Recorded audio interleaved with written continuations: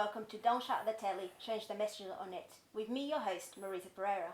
Today we're delighted to have with us Brendan O'Neill, the editor of our favourite online magazine, Spite, and he's going to share with us his thoughts on Megxit.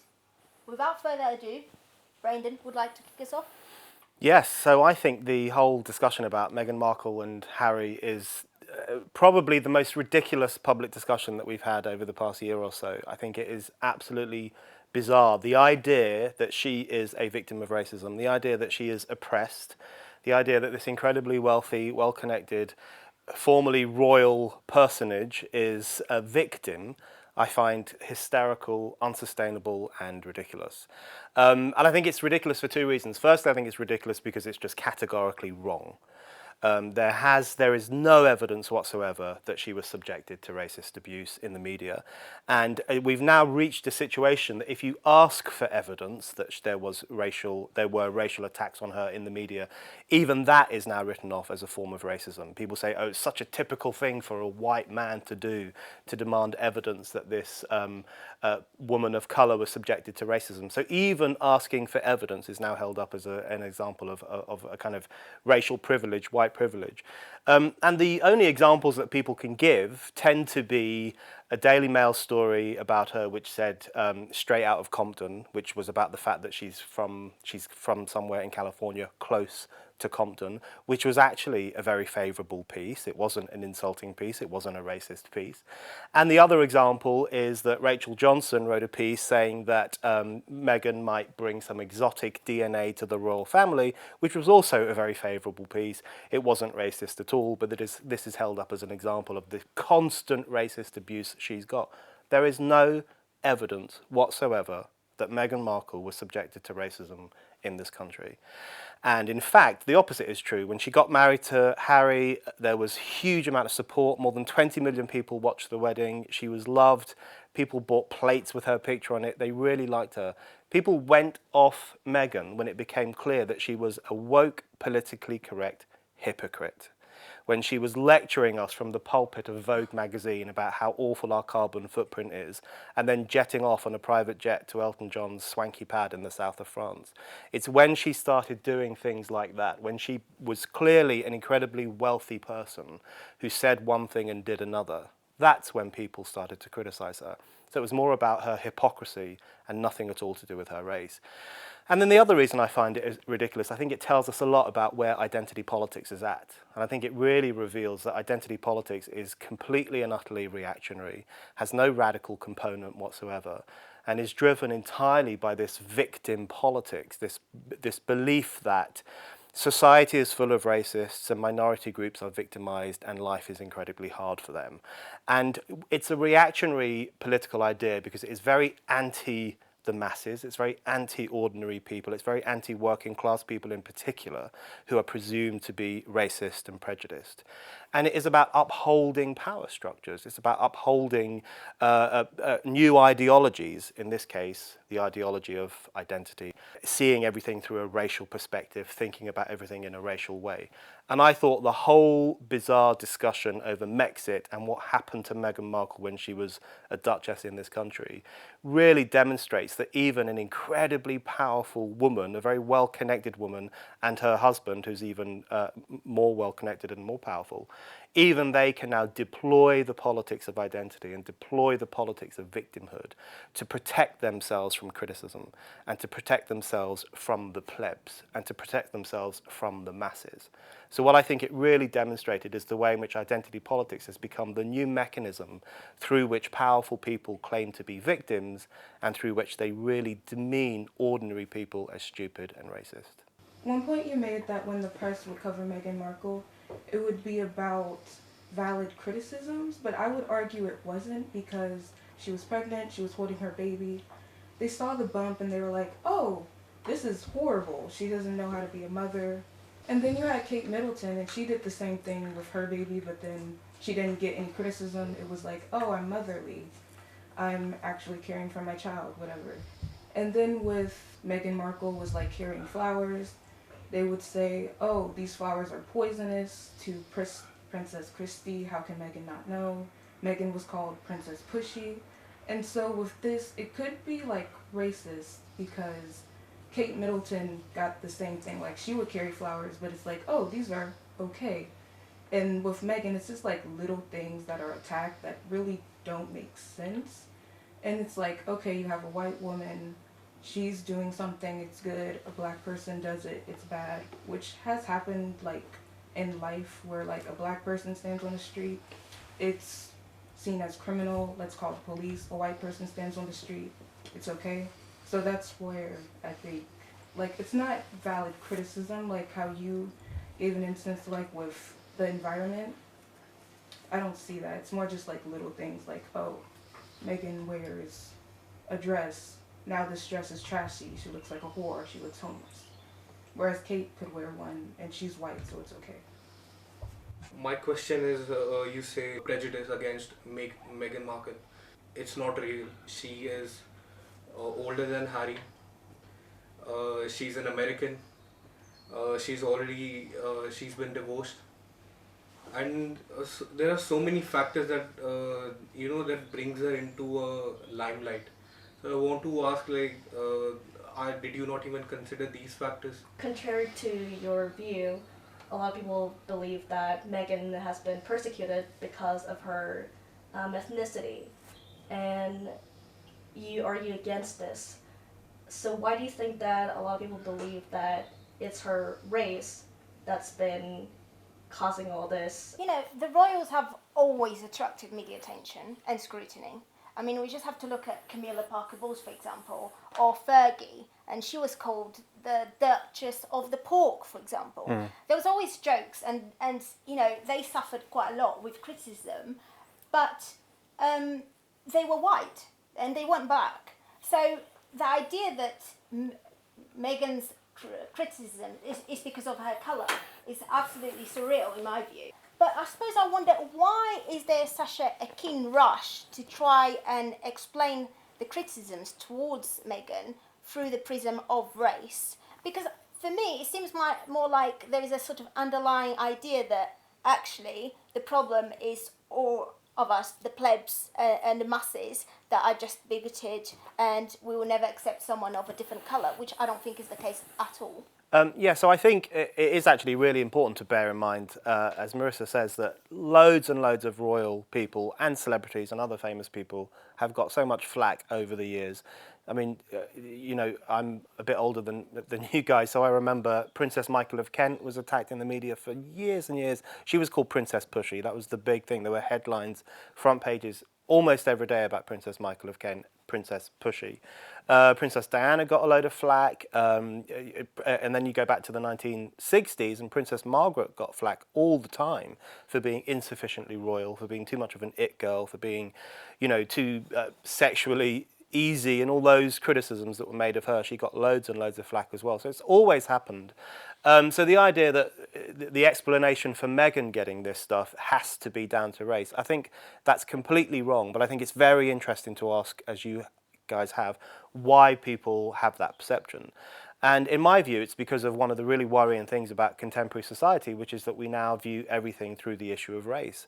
And I think one of the great tragedies of identity politics is that it has reversed some of the really positive, progressive gains of the past 50 years in particular, because, you know, the great gains really from the 1960s, and then there was another burst of anti-racist activity in the 1980s, and if you combine those two modern struggles against racist ideology or racist prejudice, what we ended up with was a society in which the vast majority of people didn't think about race, didn't view people racially, were incredibly on board with the Martin Luther King idea that you should judge people by the content of their character rather than the colour of their skin.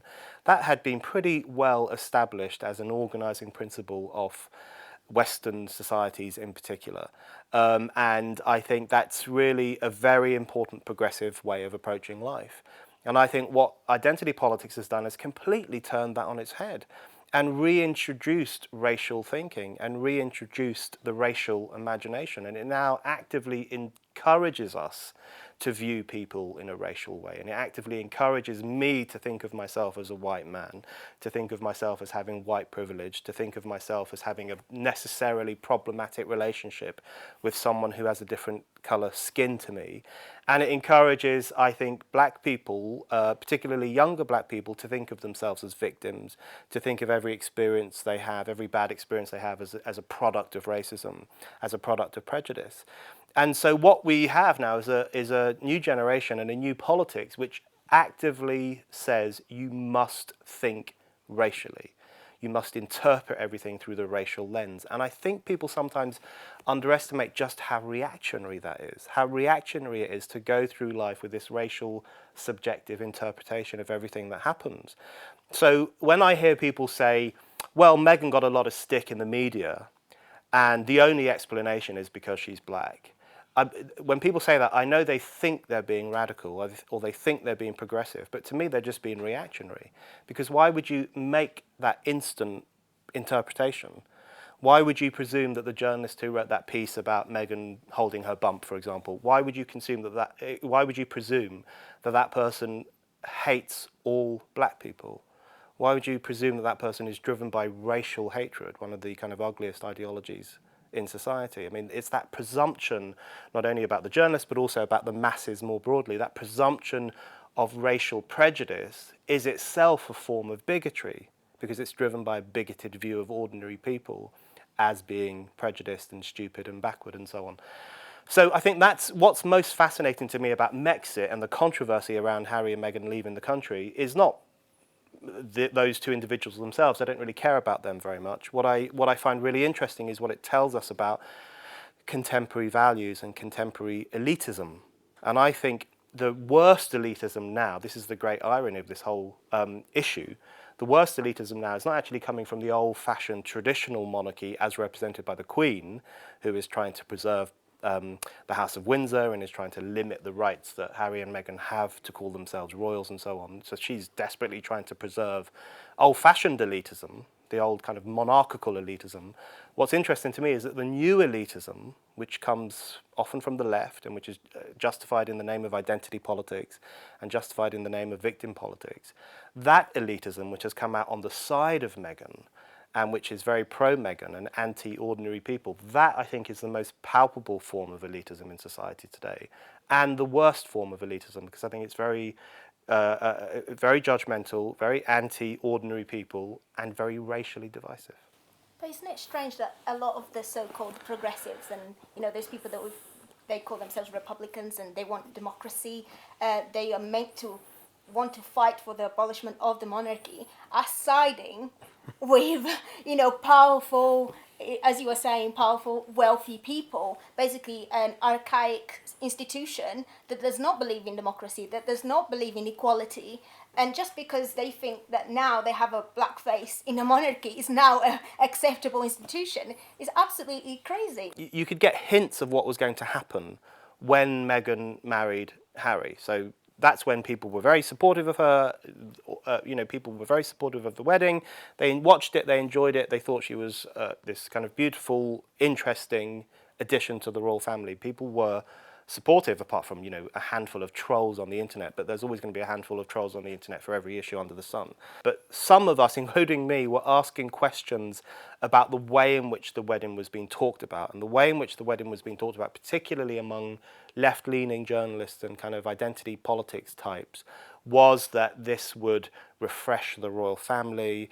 It would make black people in this country feel more part of the country because they would see that there was a black member of the royal family. It would educate white people to understand that black people are their equals and are not inferior to them. So that elitism was there from the beginning. And I think that did start to make people feel uncomfortable, because ordinary people were saying, listen, we don't suffer from racial prejudice. We're just trying to enjoy this royal wedding, and yet here come these people lecturing us and trying to re-educate us and trying to ensure that we are not actually violent bigots. And so people started to bristle quite early on against that. And then I think it got worse and worse, because then Meghan and Harry became these kind of, globe-trotting, woke lecturers who were just telling us constantly how we ought to live, how many children you should have, how big your carbon footprint should be, why you shouldn't fly very often. And then they would fly off and have these incredibly luxurious holidays that most of us could only dream about. That's when it really came to a breaking point. So I think what's interesting to me, I'm a lifelong Republican. I want to abolish the monarchy, but I find myself sometimes sympathising more with the Queen over Meghan Markle, because I think what we are witnessing in this tussle between the Queen and Meghan Markle is the Queen trying to hold on to values of family and loyalty and duty, and a sense that it's sometimes good to make a sacrifice for something bigger than yourself. And then on the other side, you have Meghan and Harry, who I think are very individualistic, very narcissistic, very globalist in the sense that they just want to fly around and do speeches for big businesses and get paid £500,000. That's how oppressed they are. And so they represent that new kind of post-duty, post-loyalty, post-nation self-centeredness. And so I think that's actually a very backward way to approach life. So I find myself sympathising with the Queen in particular, who's trying to hold on to some old-fashioned values that the Harry and Meghan circle think are beneath them. I just think that their lives have never been hard for them to... They're looking for a reason to feel sad about themselves when there are so many people in the world that are struggling more than them, like ridiculously more than them. I personally think that the public were never really on Meghan's side to begin with, regardless whether it was a race issue or not. I feel that a lot of her background was taken into consideration, which is, it's fair enough as she's entering into the royal family. I feel that it was mostly focused on her father prior to the wedding as well, and I felt like prior to the wedding she had a lot of negative coverage. That she was seen to be very self-centered, and I feel that she had made it worse on herself by globetrotting, etc. The monarchy should be abolished. I don't feel that the British public should be treated as subjects, and I don't feel that they do much for the British public itself. I feel that they are more here for tourism. Yeah, I just wanted to ask, can you empathise with Harry despite the fact he's obviously privileged and rich, etc.? But he's a man whose mother was killed in a car crash being chased by the press. Can you therefore understand in that context why he might be a little sensitive to the press and maybe just not want to have to deal with it? Meghan and Harry are breaking away from a lot of traditional values like responsibility, loyalty to your family. Do you think that these values are still important and need to be upheld? On the question of do I sympathise with Harry, of course I sympathise with anyone who's lost a parent, particularly in awful circumstances. But I would really challenge the idea that the media killed Princess Diana. I mean, that's been the general historic interpretation for a long time, but I don't think that's accurate at all. It wasn't the media, the paparazzi who wanted to get Diana's photograph on that night in Paris. They weren't forcing her driver to drive at incredibly dangerous speeds on the roads of Paris. That was presumably done by people in the car who were saying, go faster, go faster, go faster. No one in the car, apart from the bodyguard, who's the only person who survived, had their seatbelts on.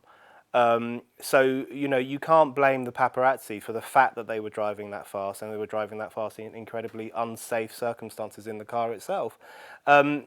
I'm just happy that no one in Paris was killed, because to drive so recklessly in a major crowded city like that, I think is a very dangerous thing to do. But what it's given rise to is this anti-media sentiment amongst newer royals and leftish people and liberal people as well, who were generally quite sympathetic to Princess Diana, and particularly anti-tabloid. There's an anti-tabloid sentiment which I find very censorious, this idea that we have to clamp down on the tabloid newspapers, we have to prevent them from taking certain photographs, we have to prevent them from publishing certain stories. So I think actually Prince Harry's attempts to stop the media from reporting on certain things, and his statements in which he has denounced the media as this kind of horrible racist cesspit, and the case that he and Meghan are taking against the Daily Mail for publishing a letter that she wrote to her father, I think these are incredibly dangerous steps for anyone to take. They're deeply illiberal and could end up with the press being censored in a way that I think would be utterly unsuitable. In this country, we fought long and hard for press freedom against royal authoritarianism.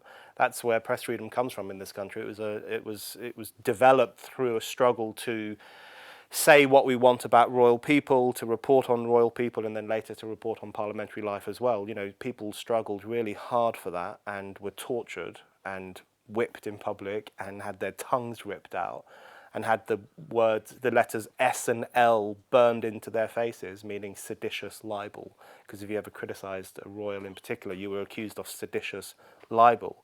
And people were killed for fighting for the right to report about royal matters.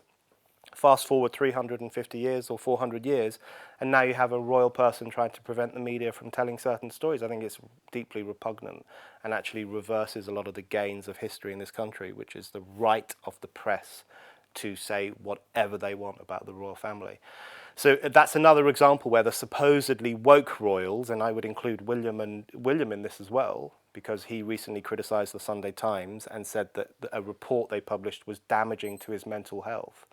I would really challenge the way in which the woke young royals in particular are rehabilitating that old royalist authoritarianism, which sees the press as something to be shackled. I think that's something we should be really concerned about. Just going back to why Meghan was criticised, and could it have been other factors, not simply that she was a hypocrite, but also her origins and where she comes from. I think there might be some truth in the fact that her being an American had some impact, and her being a divorcee. I think, of course, in some sections of the media that could have played a role.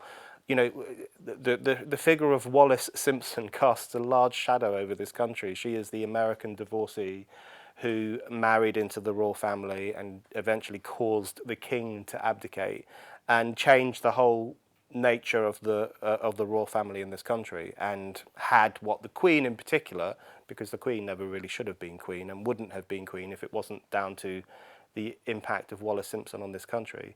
So I'm sure that the Queen and her supporters would be very sensitive to an American divorcee coming over and once again taking away a member of the royal family to another country. So I'm sure that plays a role. But I think what's very interesting is the instant racialization of this discussion and the instant suggestion that it had to be driven by racial prejudice. There's nothing to sustain that whatsoever. And I think, as I was saying earlier, I think it really speaks to the new identity politics. I think the generational question is really interesting. And I do think there is a generational break in this issue, as there are on so many issues these days. You know, one of the sad things about the society we live in is that the generational divide is pretty deep. And I think amongst young people, not all young people, but amongst many young people, there would be sympathy for Meghan Markle. They would see her as a victim of racism. They would see this as an example of the need to defend identity against the racist masses. I'm sure there are lots of young people who think like that. Amongst older people, I think they're more interested in the values that the monarchy has traditionally represented, the stiff upper lip, making sacrifices, being loyal, being dutiful. And I think today those are pretty progressive values in the sense that they are under attack very often from a new elite whose values, in my view, are even worse. So, for example, take the stiff upper lip. Meghan herself has criticised the stiff upper lip. That's the old English idea that you just crack on with life, don't let your troubles become overbearing, don't be too emotional in response to anything difficult that happens, you know, just persevere. And so Meghan Markle criticised that in an interview and said she has real trouble with a stiff upper lip and she wants to kind of let it all out and pour her emotions into the public. That's a good example where I think the old values, in this case the stiff upper lip, are preferable to the new values, because the new values are just this kind of therapy culture, this therapy industry which constantly encourages us to think of ourselves as victims, to think of ourselves as weak, to need to tell everyone we meet about every trouble that's ever afflicted us. And I think that kind of undermines people's autonomy and self-drive and their ability to cope and their ability to move through life with the help of friends and family and community. And instead it empowers a kind of therapeutic industry which we think has to help us through every single trouble we face. So that's a good example where I think old-fashioned values, which older generations would be quite keen on, are such as the stiff upper lip, are these days more progressive than the new millennial, younger values, particularly the therapeutic obsession.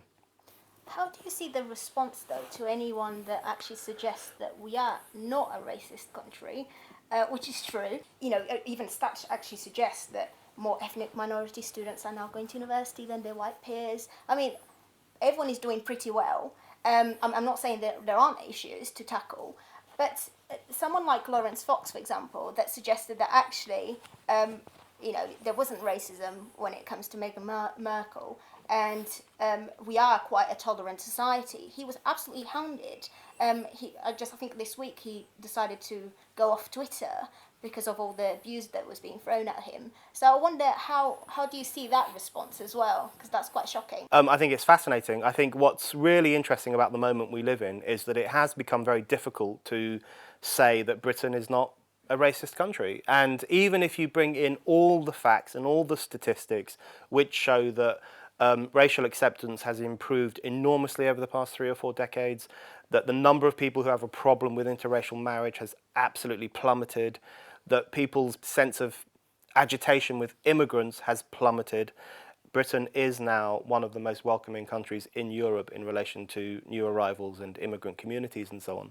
Even if you get all these statistics out there, people will say, no, it's a country riddled with racism. And I think that's one of the most interesting things about this discussion, that the less racist Britain becomes, the more the new elite becomes obsessed with the idea that we are a uniquely racist country.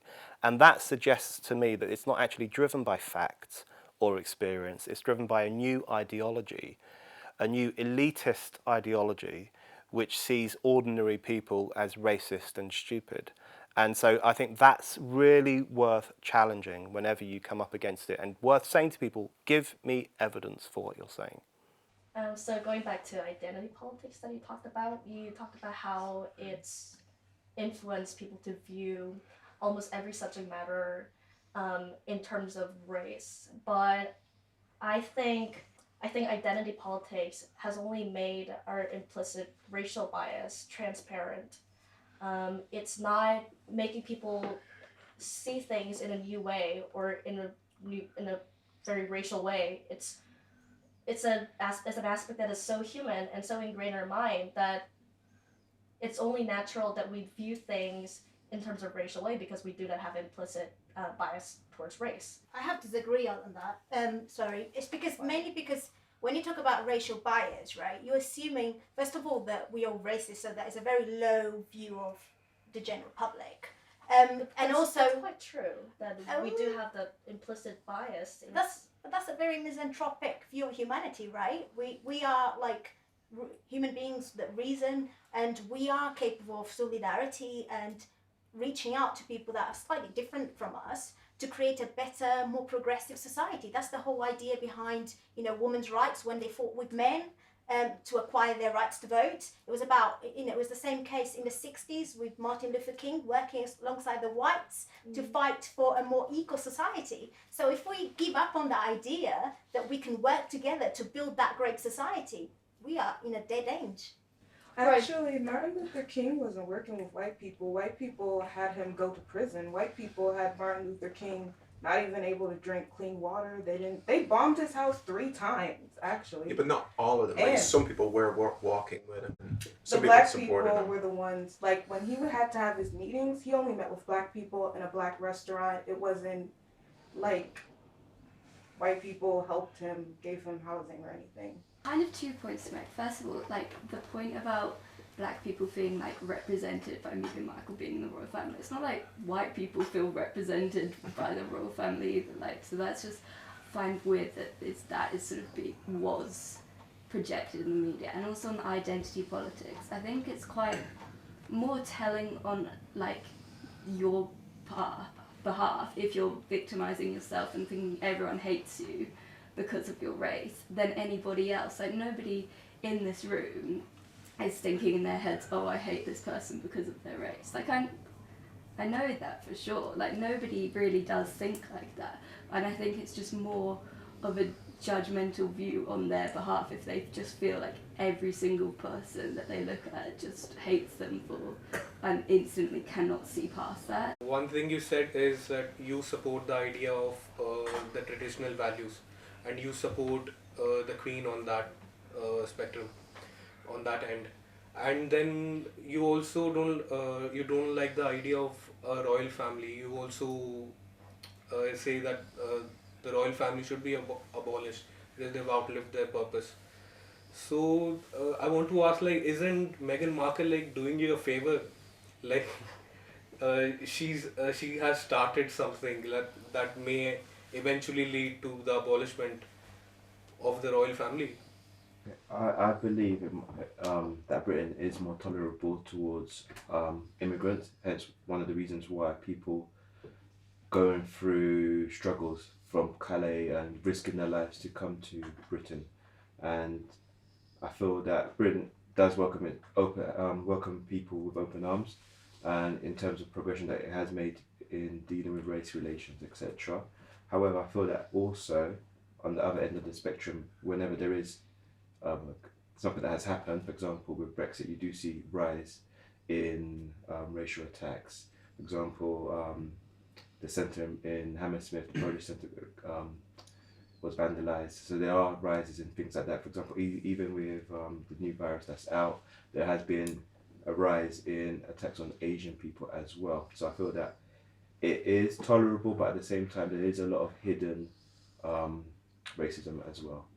Okay, a few things on all those really interesting questions. Firstly, on Martin Luther King, huge numbers of white people marched alongside Martin Luther King, including Jewish people who went to the South to take part in freedom rides on the buses, to take part in protests, to take part in desegregation activities, huge numbers, and some of those white people were killed by racists. So I think your comment is a very good example of this intense racialization of every aspect of contemporary life and also history.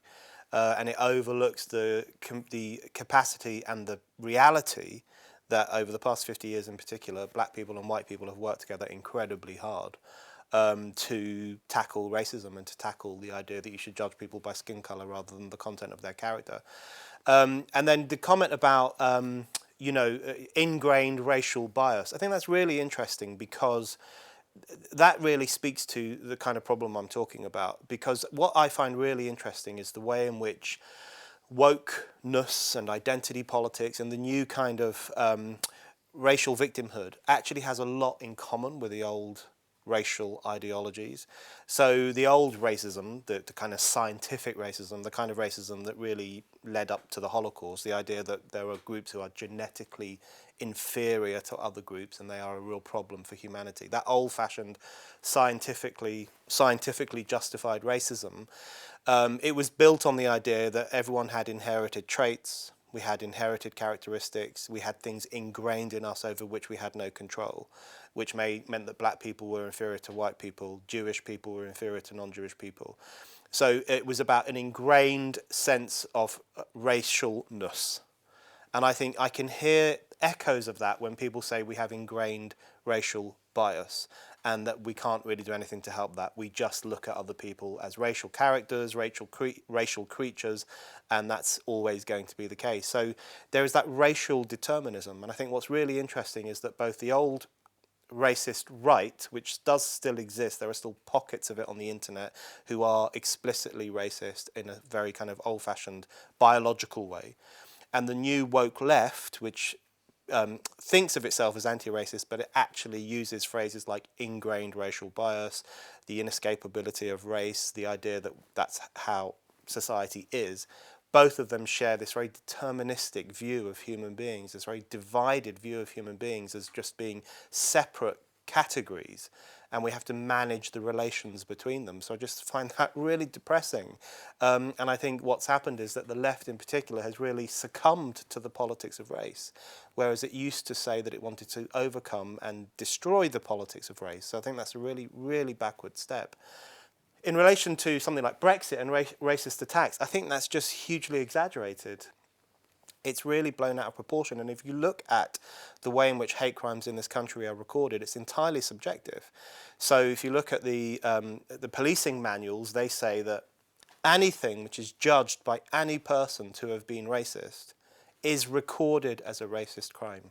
You don't ask for evidence. It says this.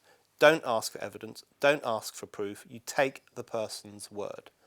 Now, in my view, that's not a sufficient way to measure criminal activity. It's really subjective, it's not airtight, it doesn't give us a proper picture of society. And I thought the demonisation of Brexit as this kind of opening the floodgates to racial hatred really captures the elitism that I was talking about. I don't think everyone I disagree with is an elite, but I do think we're living through a new era of elitism, a new era of this kind of top-down contempt for ordinary people. And the idea that Brexit unleashed these kind of latent racial prejudices amongst the masses, and they were all out on the streets, or significant numbers of them were out on the streets attacking people, is completely untrue. It's another example of the exaggeration of racial tension, which benefits the political class because it means they can then step in and manage relations between people, manage society, introduce new laws, etc., etc. It benefits them far more than it does ordinary people, who have a far greater interest, in my view, in working together, in refusing to think of themselves as racial creatures, and in overcoming those differences in the name of solidarity. So that's what I mean when I say that the new politics presents itself as progressive but is in fact very reactionary. And I really think it's worth holding on to some of the genuinely progressive ideas from the 1950s and 60s in particular, which is that refusing to see people as racial is far more progressive than seeing them as racial. Okay, so leaving Meghan and Harry aside, shouldn't we just be fighting for the abolishment of monarchy? I would like to abolish the monarchy. I think there are too many restrictions on democracy in this country. The monarchy is a restriction because of the royal prerogative. The royal prerogative allows the Prime Minister effectively to act like a monarch. The Prime Minister can do things in the name of the monarch. For example, he or she can launch a war, they can sign an international treaty, and they don't even have to consult their own cabinet, parliament, or the people. So the royal prerogative is explicitly anti-democratic, and that's the key reason I want to abolish the monarchy. I also want to abolish the House of Lords, which is the unelected second chamber, which hampers democracy. So there are lots of things we need to do, but I think there's an argument we need to have prior to all of that, which is about the problem of identity politics and the impact it has on democracy. Because the great ideal of democracy is that it is the great equalizer. It's the thing that makes us equal. That's why democracy is so important. Democracy is important because it gives us real political power, and we can actually determine who runs this country, or we can determine whether we should be members of the European Union. Alongside that, it makes us equal. One person, one vote. That is such an incredibly important equalising ideal. And what it means is that Meghan and Harry, for example, incredibly wealthy, live in a huge mansion when they were in the UK. The people who cleaned their mansion had the same power as them when it came to voting. That's the great thing about democracy. It makes us all equal.